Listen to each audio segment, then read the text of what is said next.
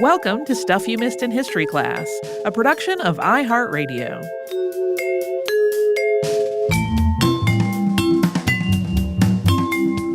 Hello and welcome to the podcast. I'm Holly Fry. And I'm Tracy V. Wilson. This is one that I've had on my list for a minute, and it got on my list for one reason, because I didn't know the whole story, and then it became a different story, which is that I stumbled across a piece of art by Richard Dadd for reasons, because it had come up in the news last year, I believe, and then I discovered the story behind him, having already thought, oh, this is an interesting person. We should do an artist episode on him. So it is an artist episode, but it is also a murder episode, and it is also a madness episode. So we are talking about artist Richard Dadd, whose life story is quite a ride and quite sad. So be warned there. There's a good bit of violence in here, as well as some issues of delusion. If those are not enjoyable for you to hear about, this one might not be for you. But if you're like me and you find this utterly engaging, it's like an on-ramp to our Halloween time. I actually had kind of thought that as I was reading through that line. I was like, this feels almost like something that we would do in October, but not quite. Nope. So Richard Dadd was born August 1st, 1817 in Chatham, Kent. That's in England. Born to Robert and Mary Ann Dadd. His father, Robert, was a chemist, and his maternal grandfather was the well-known shipwright Richard Martin. This younger Richard was the couple's fourth child out of 11. And as a boy, Richard attended King's School, Rochester, and he loved literature, particularly Shakespeare. And from the time he was quite young, it was very obvious to everyone that he had a natural talent for drawing. By the time he was a teenager, Richard had started to really sketch with focus on the path to becoming an artist. In 1837, Richard was admitted to the Royal Academy of Arts, where his teachers all noted his skill as well as his gentle and kind personality. And in his third year at art school, he won a medal for his life drawing. As a young man, Richard seemed poised to become one of the most prominent and perhaps even influential artists of England. He and several other artists founded a group known as the Clique. That group included such artists as William Powell Frith, who would become known for his scenes capturing English life, and Augustus Egg, who was a friend of Charles Dickens and painted images that were often historical or anecdotal, and Henry Nelson O'Neill, who became known for his painting of the Indian Rebellion of 1857. Dadd was generally seen as the leader of this group, or at least the most talented of them. Their focus was on promoting naturalistic art, and Richard really excelled at it. I will note that in watching a couple of videos with English art historians, they pronounce it the clique, which I found quite charming.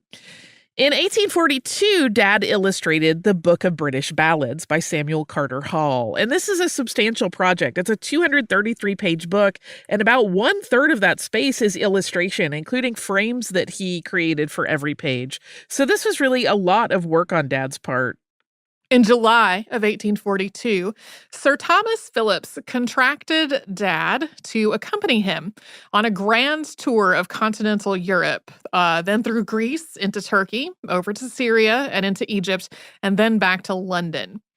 Phillips was the former mayor of Newport, and this, of course, was all before people could take photos of their travels, so he hired Dadd to capture the trip through sketches along the way. David Roberts, a well-known Scottish painter, was a friend of the family and had recommended Richard for this job. This was a pretty good gig. It was a way to see some of the world and also get paid to do it.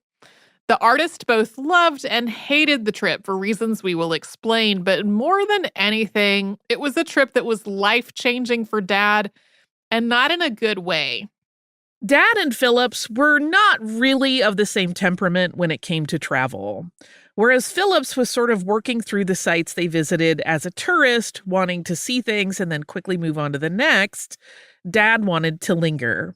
Since Phillips also arranged it, presumably he had a greater sense of the schedule, whereas Dadd was just trying to capture what he saw.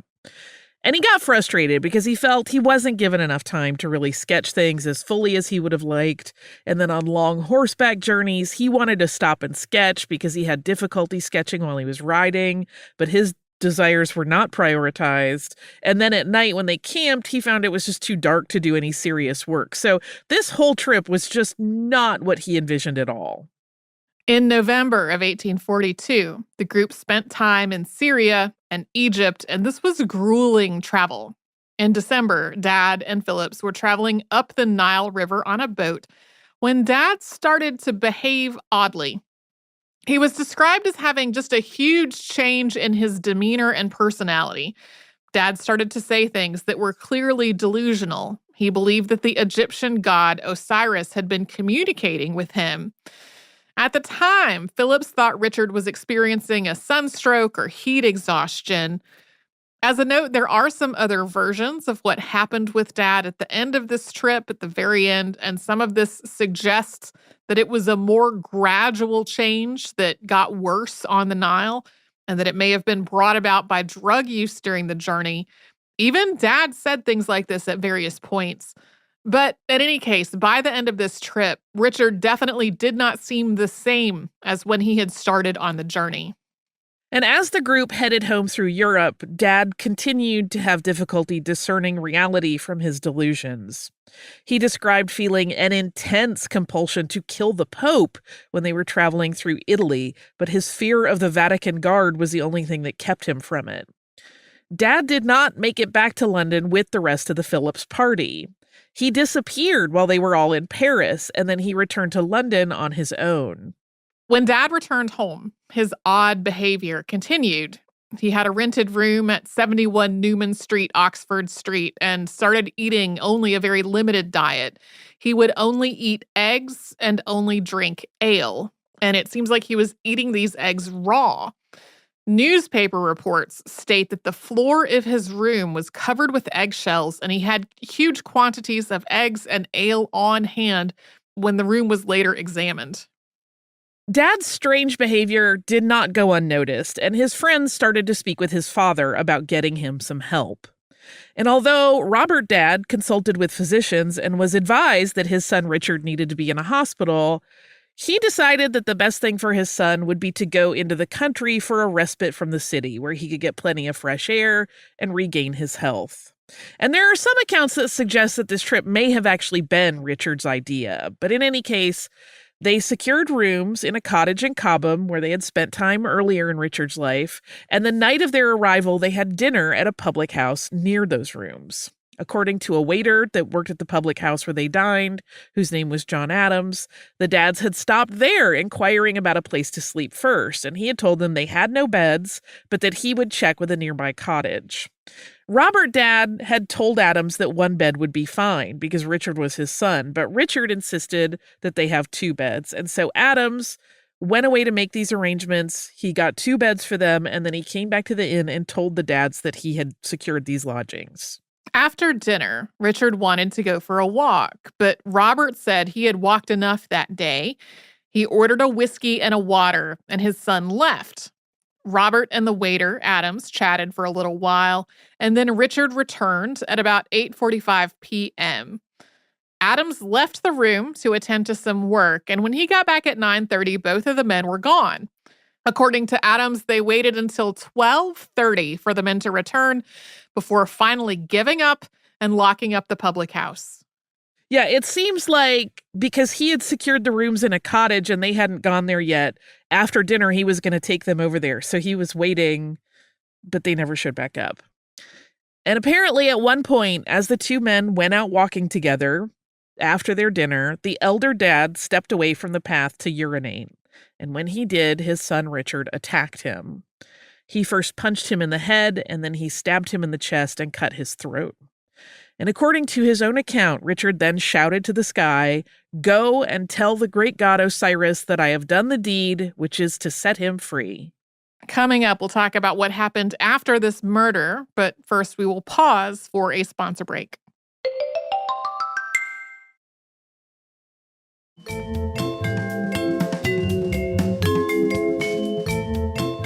On the morning following the murder, a butcher named Abraham Lister was driving a buggy through Cobham Park with his nephew, Charles Lister. This was about 7 a.m., and the two of them noticed, quote, a gentlemanly-looking man lying in the park on his face with his arms over his head and without his hat. He was about 30 yards away from the road. So the Listers thought the man may have been asleep or in distress, and they stopped to check on him and offer assistance. But upon approach, saw that the body was covered in blood. They immediately reported the find, calling on the constable, and this body was soon identified as Robert Dadd. A locked knife, a razor, and Robert's hat were soon found near where the body had been found. This constable, William Dawes, believed that Robert's body had been dragged some distance and also noted that he had money and a gold watch still in his pockets. The surgeon who performed a postmortem, named William Saunders, reported to the coroner's jury that he had found an incision on the left side of the throat, although it wasn't big enough to have caused Robert's death. He also noted bruising on the deceased's face and head and a number of small puncture wounds on the right thumb. The lungs had been penetrated by a knife in 2 places. He was confident that none of the wounds could have been caused by Robert himself. After hearing testimony for several hours, the coroner's jury declared this death to be a willful murder. Initially, after Robert's body was found, questions arose about whether someone had attacked both father and son, and if Richard might also be somewhere in the park dead. No one had seen him since that waiter at the public house had left him and his father in the dining room. Then there was speculation that this may have been a murder-suicide scenario, and that Richard may have gone elsewhere and taken his own life.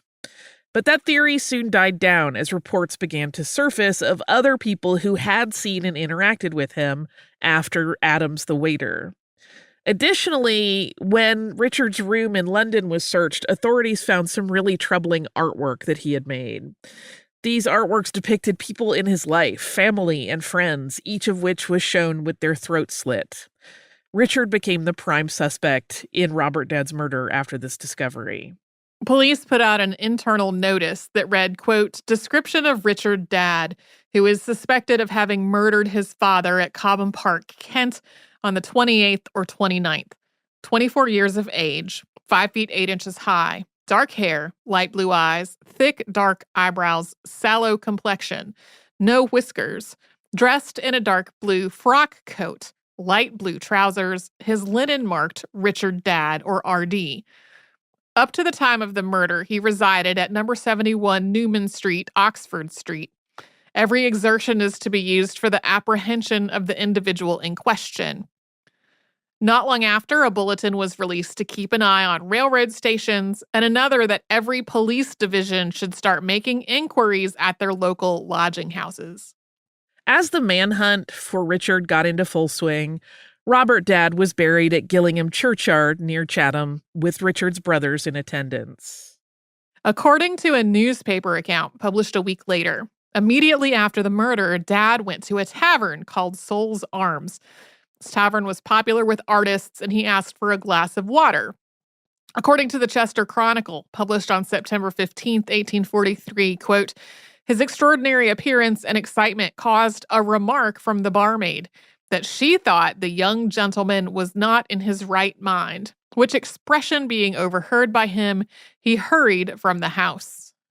Richard made his way to Rochester and from there took a carriage to the port at Dover. There he stayed at the Ship Hotel while working to secure passage to France. According to accounts from people who saw him there and noted his disheveled state, he claimed that he had fallen from a coach in an accident. He was noted as carrying large amounts of cash, and he paid £10 for his passage to Calais. In Calais, Dadd was taken to the passport office. He told officials there that he was on pressing business. His passport was brand new, having just been issued the week before, but it was valid, and he was sent on his way. He purchased new clothes in Calais and left his old bloody suit behind at the hotel. That was later seized as evidence. As newspaper reports relayed the grisly details of Robert's murder at his son's hand, they offer up what's now a classic description of the perpetrator that's actually become kind of a trope, like this one in the Chester Chronicle. Quote, "He has always been considered as a young man of the most mild disposition, and had ever exhibited feelings of the warmest and most affectionate attachment to his father. The unfortunate father was also devotedly attached to and proud of his son, whose abilities as an artist are stated to be of a very high order." Coverage of the murder was so extensive that the Leicester Chronicle included it in an editorial that questioned whether newspapers had started to focus too much on satanic topics instead of things like literature when there isn't much political news. The article notes of Dad's story, quote, "This is a rare specimen. The world heard little enough of Richard Dad, the humble artist. But Richard Dad, the patricide, becomes at once a man of reputation. His career, worthy of a memoir, his artistic abilities of an essay, and his productions of a place in the pictorial times. Patricides are found to be a saleable commodity. Public patronage is fished for, an atrocious murder being employed as bait." And as all of this was being hashed out in the papers, the English and French authorities worked cooperatively on Richard's case. This was not only because the French were helping to apprehend the suspect, it was because he also committed a violent crime in France and was arrested for it. Richard was not planning to stay in France. He was passing through it because he wanted to go to Vienna. He believed that he needed to get to Austria and assassinate Emperor Ferdinand I. And as part of this journey, he had boarded a stagecoach at Fontainebleau, headed for Montereau. But on this leg of the journey, Richard attacked one of the other passengers and attempted to slit his throat. Richard was quickly subdued and arrested, and his victim survived the attack. Dad would later say that he had a communication from Ursa Major directing him to attack this man. French newspapers ran an account of the attack, including claims made by Dad while in custody. Quote, "It appears that the young man states himself to be the son and envoy of God, sent to exterminate the men most possessed with the demon. He relates with great coolness that in the park of Lord Darnley, he was seized, being with him who is said to be his father, with the divine inspiration which commanded him to sacrifice him." So, in case it's unclear from the somewhat stilted phrasing of that time period, Richard thought the man he was with was not his father, but was some sort of demonic presence pretending to be, or perhaps the physical body of his father, but in a state of demonic possession. When French doctors asked Dad how he felt about his actions, he stated that he had done the right thing because he destroyed an enemy of God. He similarly felt he must attack his fellow traveler as something commanded by a higher power. Incidentally, that quote stating that he believed he was the son of God actually makes his belief a little unclear because he didn't believe he was the son of the Christian God, which the paper's readers likely assumed. Dad thought he was the son of the sun, as in the center of the solar system. His delusion wasn't as simple as that, though. He would later say he was the son of the Egyptian god Osiris, sent to the earth to cleanse it of demons. One of the interesting points of news coverage as Richard's arrest in Paris was covered was what was going to happen to him and how things would be handled between England and France. As we said, the two countries were cooperating, but they had to decide how to proceed with his charges in both France and England. But as the Essex, Herts, and Kent Mercury noted in its coverage, quote, "Should he, however, be dispatched to this country, there is not a doubt that his relatives will be spared the distress attending a public examination, with the understanding that they will immediately adopt measures for his safekeeping in the lunatic asylum." Since Dad had confessed to murdering his father, French authorities held him in an asylum while decisions were made about how to handle the case. French doctors declared him homicidal and noted that Dad would stare straight at the sun for long periods of time without blinking. Richard was prescribed cold water baths as part of his therapy, which did not improve his condition. After several months in France, he was sent back to England, and that made him the first person ever extradited between the two countries. We'll talk about Dad's life after he returned to England, after we hear from the sponsors that keep Stuff You Missed in History Class going.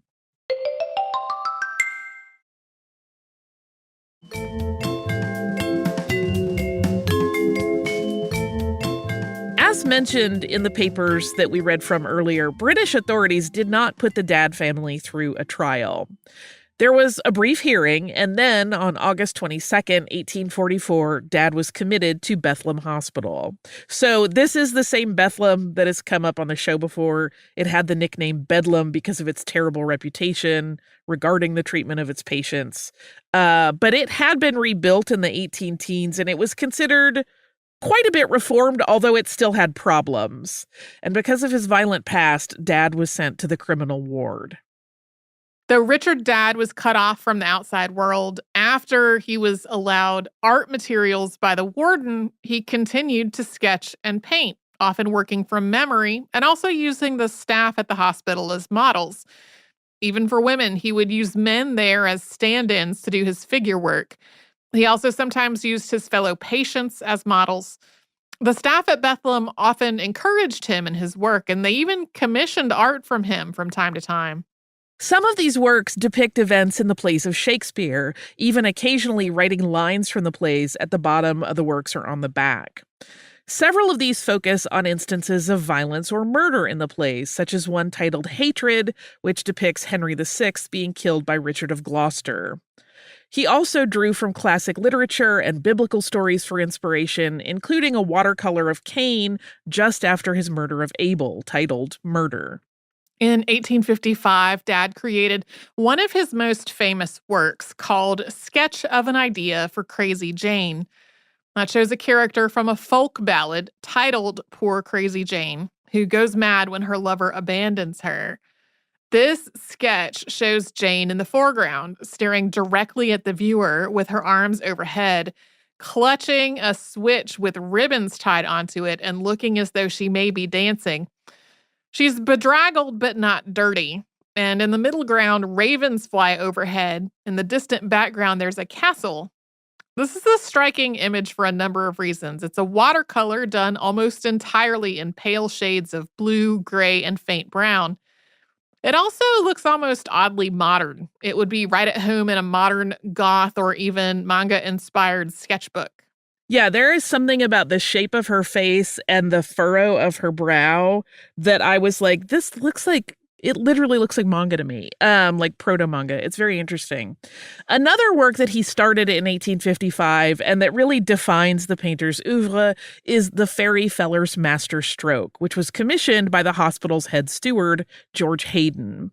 And this painting features Oberon and Titania from Shakespeare's A Midsummer Night's Dream, as well as other fairies, but the rest of the fairies are original characters created by Dad.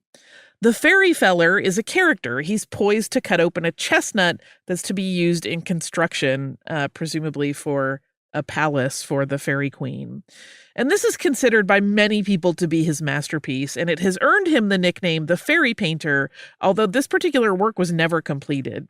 In 1852, Bethlehem had gotten a new superintendent, William Charles Hood, who was interested in further reforming the facility. He was also keenly interested in Dad's case.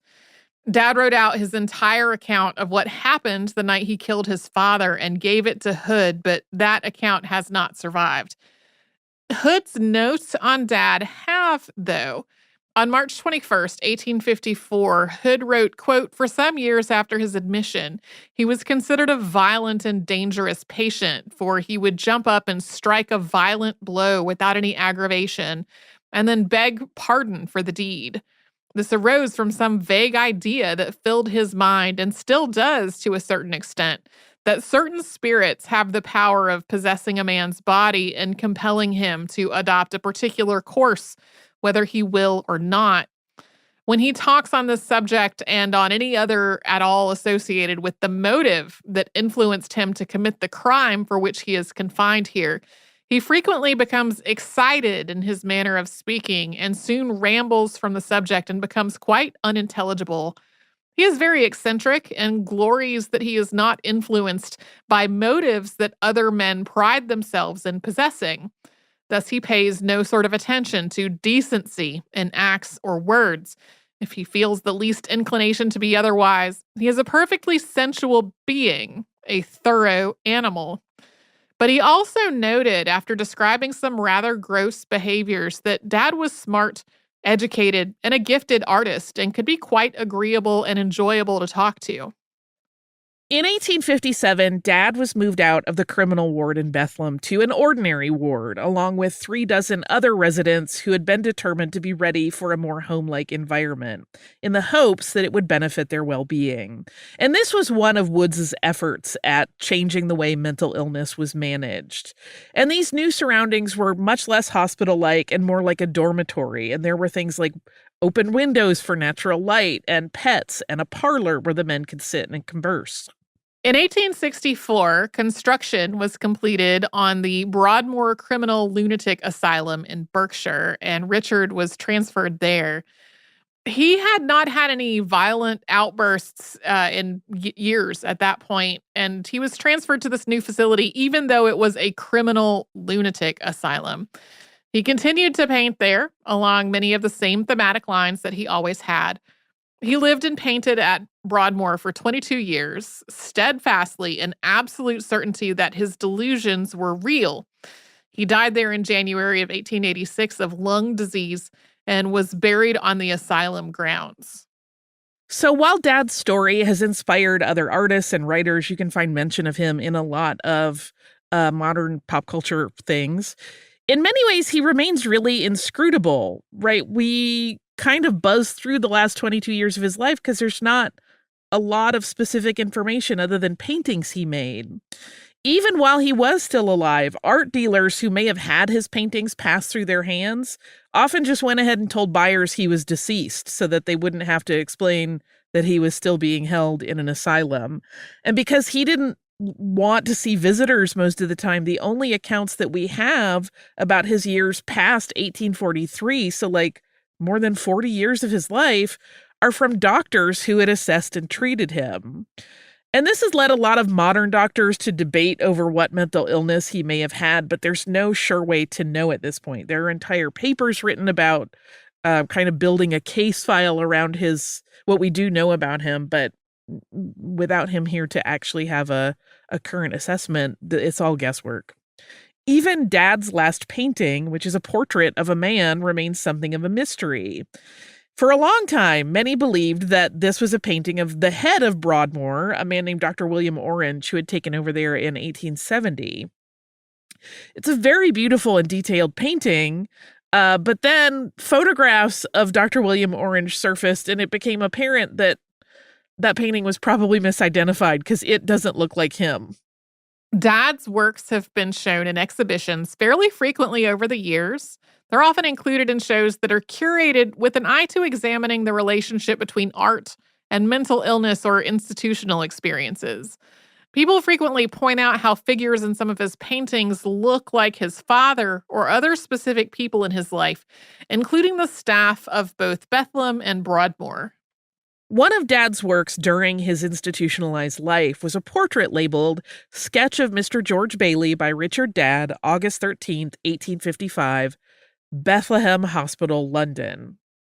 George Bailey was an attendant at Bethlehem. He was born in 1821, so he was 4 years younger than the artist, and he had been working at the facility since he was 28 in 1848. So this means he was there at a time when some reforms had been made, but before William Charles Hood became superintendent, and then he was there as Hood further changed the way residents were cared for. So these two men, Bailey and Dadd, would have likely have seen a lot of each other. As Geoffrey Munn noted in an article about Dadd and Bailey for British Art Journal in 2023, Bailey was transferred to Broadmoor for his job just 6 months before Richard moved there. The Bethlehem facility is now the Imperial War Museum, and it includes a museum of the mind, which features, quote, portraiture by and of people suffering from mental illness. Dadd's work is included in the collection. A work Dadd painted while at Bethlehem called Portrait of a Young Man is on loan to Bethlehem from the Tate.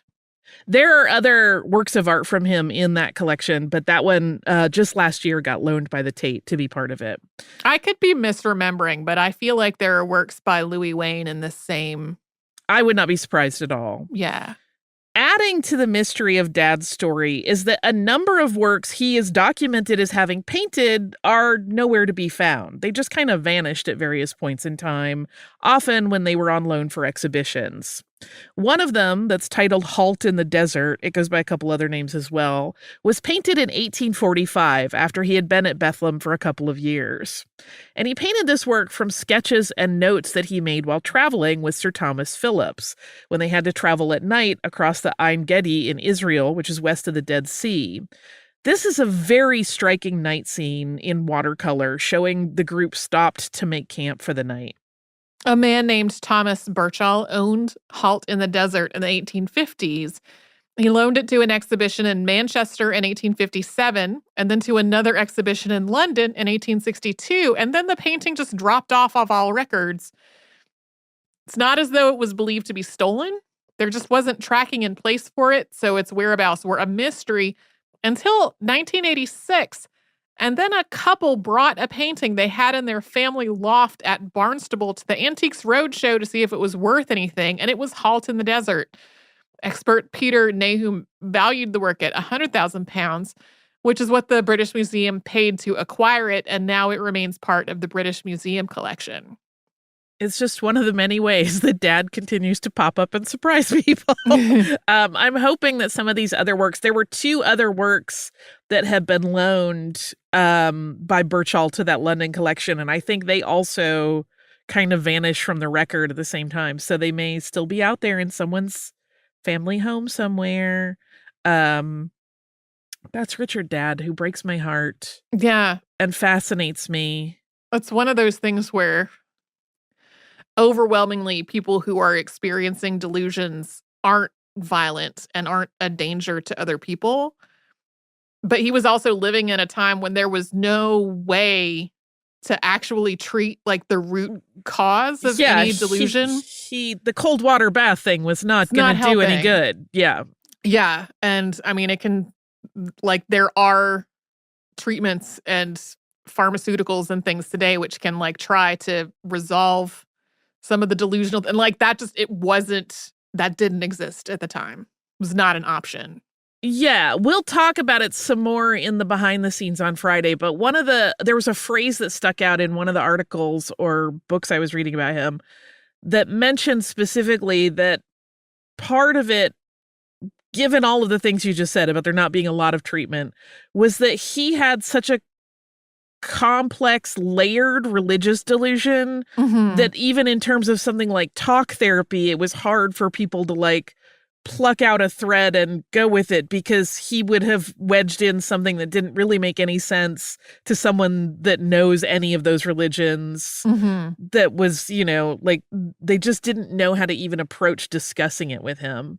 So it's very, very heartbreaking. He's one of those people where I feel like if he had existed today and the same thing had happened, where on a trip he had this, whatever happened to him, whether that was, a sunstroke that caused a sort of mental issue or some sort of break, and he got back to London and everyone told his parents he really needs a lot of help, he may have ended up getting help and being a very prolific artist that, doesn't kind of fall off the historical radar.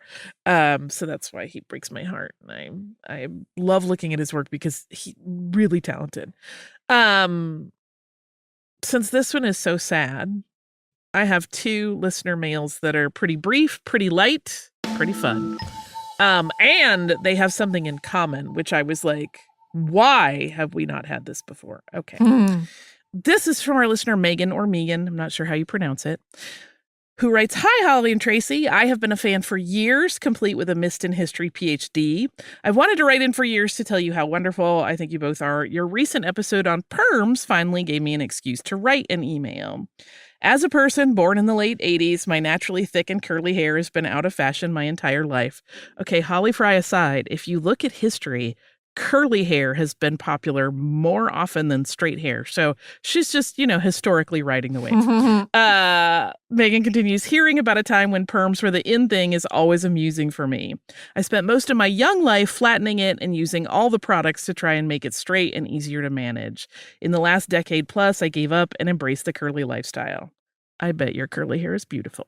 The thing I never knew about curly hair was that the follicle shape and orientation is what makes it curly. Having lived with curly hair my entire life, I miss this little thing that I find fascinating now that I know it. I'm so excited that we are soon going to be in spooky season, as the October episodes are frequently my favorites. I saw you in October a few years ago in Denver and would like to request another tour date in Colorado, please. Attached is my pet tax. Widget is my distinguished bearded poodle dude and two of my favorite geckos, Galactica the gargoyle gecko, and Mulder the Dalmatian spotted crested gecko. Okay, let's break down this pet situation. Widget is so cute. I would approve him for a credit card. That beard makes him look very smart and very capable, and like he would manage his money in a very good way. Seriously, I've told you guys I have poodle fever lately. I'm not going to get a dog. My life is not conducive to it right now, but I do love poodles. And I don't know that we've gotten geckos before, but these babies are beautiful. Yeah. I love geckos. I have a lot of friends over the years that have had them. I feel like I'm scared to ever have them because I feel like I always hear that they're kind of delicate, and I worry that I would do something wrong and never forgive myself. I also want to mention another listener mail, because our listener Cheryl also wrote and sent a picture of a gecko named Desdemona. What? And I'm like, is it gecko season? What's happening? I love it. And Cheryl just writes very simply, I love listening to your podcast, especially behind the scenes, and here are my babies for pet tax. And so Desdemona is very cute. She has a very sweet expression. And then there are some birds. Some beautiful, very sweet looking birds. So I just loved it. It seemed like a confluence of geckos, and I didn't want to let that go unnoted. So thank you to both of you for sharing geckos with us. I love it. I love a new pet zone in our behind the scenes and in our pet tax photos. So keep those coming. Anything that you have is great. Don't feel bad if you only have dogs and cats. We love those too. If you would like to write to us, share your animal pictures. You can do that at historypodcast@iheartradio.com. I just forgot the email that I've said a million times. You can also subscribe to the show on the iHeartRadio app or anywhere you listen to your favorite shows.